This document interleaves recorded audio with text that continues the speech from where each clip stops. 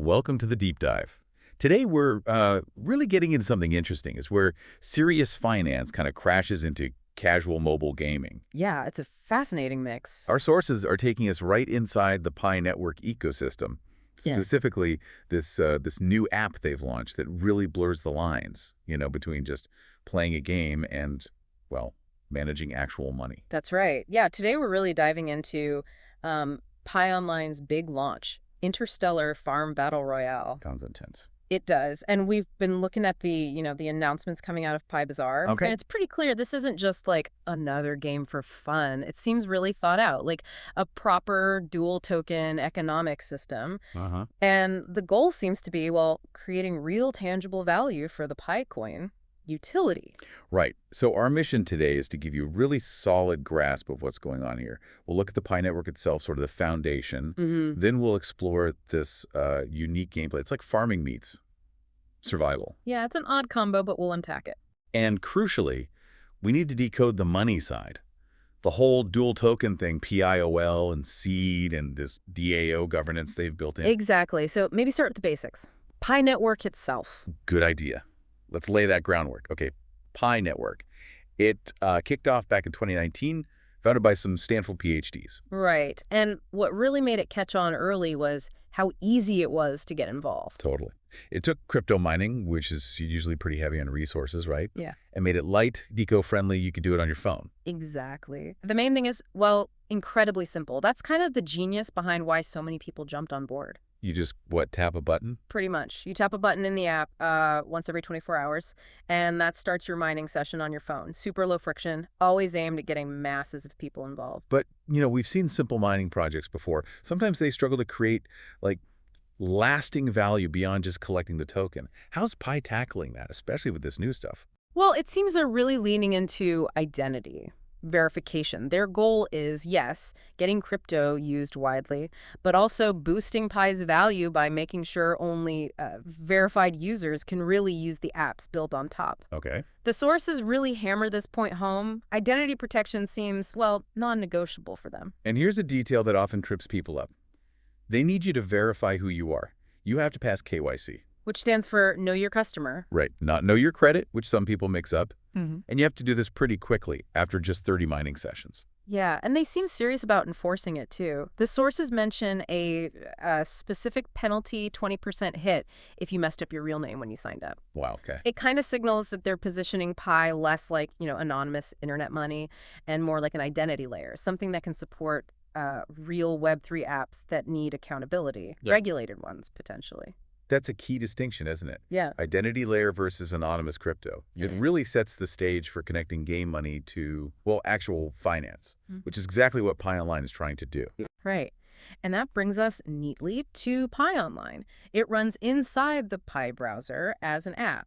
And its whole purpose seems to be pulling together DeFi, decentralized finance, RWA, which is real-world assets, and DAO, community governance, all in one place. How do they do that? Through two really different ways to play, actually. Okay, what's first? The first one, definitely the more relaxed side, is called the Genesis Farm. Think classic play to earn. Passive. So like virtual farming. Exactly. You get a plot of land, a 6x6 grid, and you're basically a digital farmer. What do you grow? 4 specific crops. Carrots, tomatoes, corn, and wheat. They all take different amounts of time to mature, so it's this cycle, planting, waiting, harvesting. That's the basic economic loop. And how do you start? Do you need to buy in? No, and that's important. New players apparently face zero barrier. You get free land and some starter seeds. And the seeds are tokens. Yep, dispensed as seed tokens. So you're immediately part of the economy without putting money down first. Okay, that's the calm side. But you mentioned 2 modes. Right. To keep things interesting, maybe add some risk and reward, they needed something else. And that's the Interstellar Farm Battle Royale, which officially launched September 20th, 2025. Interstellar Farm Battle Royale. That name is something. So this is the competitive bit. Totally different feel. The gameplay sounds like a mix of strategy and pure luck. You actually have to spend Pi coins to buy tickets just to get in. Okay, spending real Pi now. And what's the battle? Well, this is where it gets weird. You hear Battle Royale, you think shooting, right? Yeah. But the source describes this survival competition mode. Players basically hide in one of 4 warehouses and try to avoid these murderous bandits that just randomly pop up. Hide and seek with bandits. Kind of. Less direct combat, more like a high-stakes game of chance. Strategic hiding, maybe? Sure. Luck seems like a big factor. Huh. Okay, so survival of the luckiest or sneakiest. What's the payoff? The payoff is pretty good, actually. Survivors split the pot from everyone who got eliminated. They take home 95% of those entry fees. The platform keeps 5%. 95% is significant. Okay. And we should definitely touch on how they launched it. They clearly wanted a big splash. The sources mention these limited time events running from September 20th to October 20th, 2025. What kind of events? Big incentives. They dropped the minimum stake needed to play the Battle Royale way down from 5 PI to just 1 PI. Oh, wow. That's a big drop. Yeah, it makes it much easier to try. And they also cut that platform fee in half for a while, from 5% down to 2.5%. So cheaper to play, bigger potential rewards. Exactly. Plus, there was another 10-day thing starting September 29th that actually doubled the PIL farming production. PIL, that's the other token, right? We'll get to that. Yep. But the point is, these weren't just like marketing gimmicks. They were designed to flood the system with activity and money right away. Get that liquidity needed for a real P2E financial platform. All right, let's shift gears into the engine room here. This dual token setup, Seed and PIL, this seems to be the core of how Pi Online hooks into DeFi. Let's break down what each one does. Seed first. Okay, Seed. Think of it as the workhorse token, the farm currency. So you use it for in-game stuff. Exactly. Buying more seeds, obviously, expanding your little farm plot, just general commerce inside the game. But the really crucial part, the DeFi link, is staking. Ah, staking. Okay, now we're talking finance. What's the deal there? This is where it gets quite interesting, especially if you follow crypto economics. They've set up this staking mechanism designed to get people to hold seed long-term, add stability, and it offers an APY, an annual yield, of up to, get this, 12.8%. 12.8%. Wow. Yeah.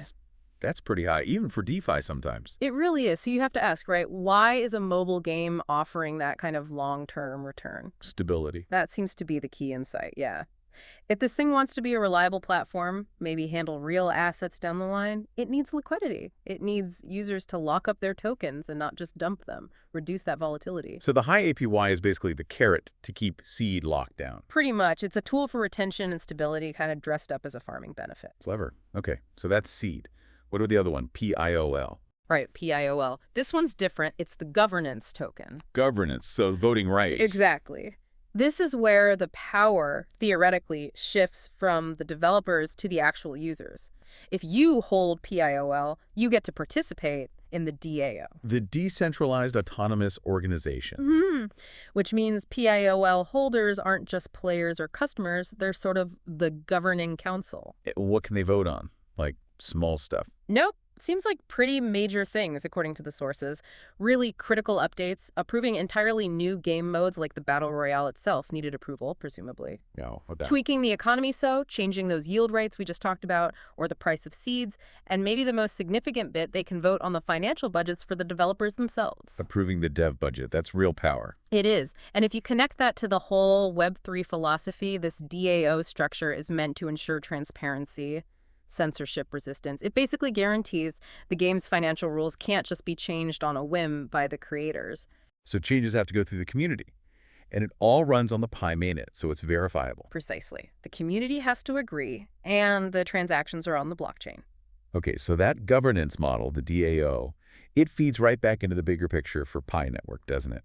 Pi Online succeeding isn't just about having a hit game. Not at all. It seems tied directly to the core team's main goals. Get users more active, get them using the Pi wallet and these DeFi tools daily. And attract more developers, too. Yeah. Prove that the network is a viable place to build complex apps, get more high-quality developers interested, maybe funded through their Pi Network Ventures arm. And we should probably mention PiBazar again, where the sources came from. It gives some context. Good point. PiBazar is described as the first community marketplace in Europe, and people are actually using it, selling real stuff. Like what? All sorts. Car parts, home goods, electronics, even services.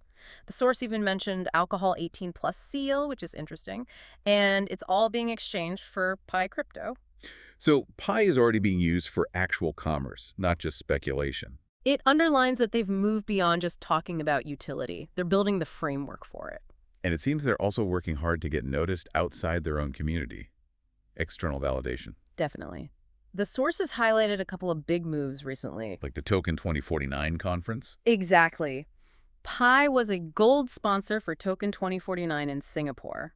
It's a huge crypto event. We're talking like 25,000 attendees expected. So being a gold sponsor there puts them right alongside the industry heavyweights. It's a massive statement about perceived legitimacy, especially for a project that started with simple mobile mining. They're also making it easier to get Pi, right? Without mining for ages. Yeah, they rolled out this option to buy Pi directly using on-ramp money, apparently available in over 60 countries. That dramatically lowers the barrier for entry if you just want to jump into an app like Pi Online. For sure. Now, we should look at the market's reaction, but let's be careful just to report what the sources said at that specific time. Right, impartial reporting. So when Pi Online launched, At that moment, the Coin price was actually near its historical low, around ER134.39 cents, 34 cents, basically. that's not exactly soaring. No, but the sources did note a small uptick, about 1.5% growth in the week just before the launch. And they attributed that to The positive news around launches like Pi Online and other ecosystem developments like the developer funding, it suggests the market is paying attention, even if slightly, to these kinds of complex applications that bring real financial mechanics onto the network. Hashtag tag tag outro. So if we boil it all down, what Pi Online seems to be doing with this Interstellar farm battle royale, it's a pretty sophisticated mix. Yeah, it really combines things you don't usually see together. Right. You've got the super easy entry of mobile mining, the accessibility part. Then you layer on advanced DeFi features, that big 12.8% staking yield. And then you wrap it all in community control through the DAO. It feels like a very deliberate strategy to build real, lasting value for Pi through actual use. So thinking bigger picture then, what does this potentially mean for, like, digital ownership itself? The sources kept mentioning KYC, KYB verifying users and businesses alongside staking real-world assets, RWA, inside a game. Yeah, that combination is striking. So here's something for you, the listener, to think about. If you have a game world that knows your real identity, requires it even, and then lets you use or stake assets tied to traditional finance, how does that change what it means to own something online? How does it change the risk involved compared to, say, anonymous online gaming where your identity is hidden? It feels like it could create a very different kind of digital citizenship, doesn't it? With real stakes. Definitely something powerful to mull over as we watch this ecosystem develop. Thanks for diving deep with us today. Yeah, thanks for tuning in. Until next time.